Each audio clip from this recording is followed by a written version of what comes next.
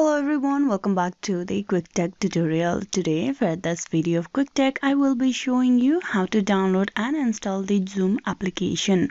So for that, open the Google Play Store on your mobile device. Once you open that, tap on the search bar and there you type in Zoom and then tap on search.